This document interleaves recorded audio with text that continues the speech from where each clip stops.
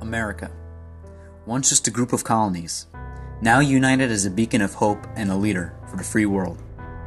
We as a nation have fought for the freedom of our people, for the freedom of other people, and inspired other nations to fight for the freedom of their people.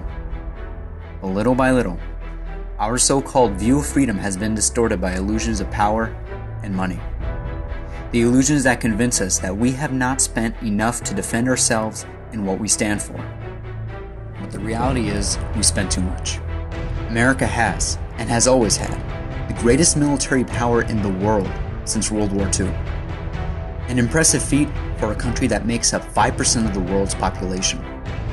Our nation spends more on our military than the next 10 nations combined. That's 47% of the world's military budget. Do we need to spend this much? Did you know that 1/3 of this funding goes to waste, creating weapons and utilities that we hardly use, and sending our troops to fight meaningless wars?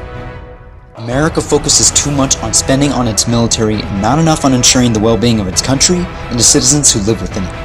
54% of our national budget goes to defense, whereas less than 10% goes to infrastructure and only 6% goes to our education system.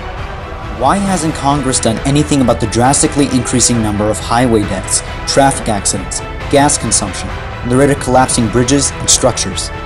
Or what about the massive amounts of college tuition debt, which forces thousands of students to leave school in financial distress, forced to pay back loans they can't afford? If you vote for the Reallocation and Refinancing Act, not only will you help in repairing our infrastructure, not only will you help make public college tuition free, but you will help our nation realize what we originally stood for: life, liberty, and the pursuit of happiness. Be the change you want to see in the world.